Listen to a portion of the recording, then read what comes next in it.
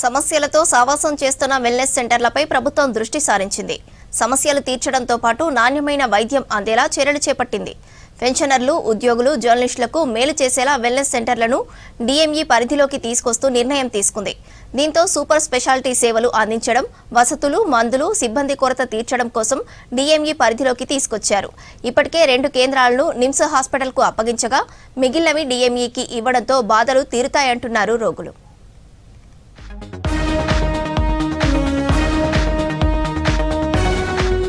ప్రభుత్వ ఉద్యోగులు, పెన్షనర్లు, జర్నలిస్టులకు నగదు రహిత వైద్య సేవలు అందించే వెల్నెస్ కేంద్రాల పరిపాలన, నిర్వహణ బాధ్యతలను ఆరోగ్యశ్రీ ట్రస్ట్ నుంచి తప్పించి director of medical education NIMS పరిధిలోకి తీసుకొచ్చింది రాష్ట్ర ప్రభుత్వం. స్పెషలిస్టు వైద్యుల కొరత తీర్చడం, సేవలు మెరుగుపరచడం కోసం పరిపాలన మార్పు మేలు చేస్తుందని భావిస్తున్నారు అధికారులు.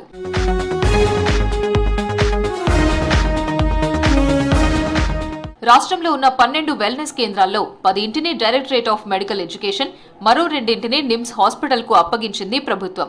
హైదరాబాద్లోని ఖైరతాబాద్, కూకట్పల్లి వెల్నెస్ కేంద్రాలు నిమ్స్ పరిధిలోకి రాగా, రంగారెడ్డి జిల్లాలోని వనస్థలిపురం, ఆదిలాబాద్, కరీంనగర్, ఖమ్మం, మహబూబ్ నగర్, నల్గొండ, నిజామాబాద్, సంగారెడ్డి, సిద్దిపేట, హన్మకొండలోని వెల్నెస్ కేంద్రాలు డిఎంఈ పరిధిలోకి వచ్చాయి.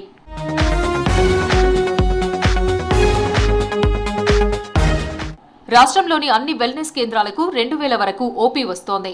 సుమారు 10 నుంచి 12 రకాల స్పెషాలిటీ వైద్యులు అందుబాటులో ఉండాలి.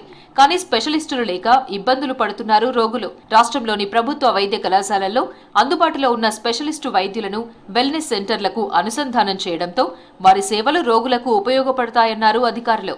వెల్నెస్ సెంటర్లలో cardiology, neurology, nephrology, orthopaedic treatment అందుబాటులోకి రానున్నాయి. ఉదయం 9 నుంచి సాయంత్రం 5 గంటల వరకు స్పెషలిస్టు డాక్టర్లు విధులు నిర్వహించనున్నారు. దీంతో ప్రైవేట్ హాస్పిటల్స్ పై ఆధారపడాల్సిన అవసరం తగ్గుతుందంటున్నారు రోగులు.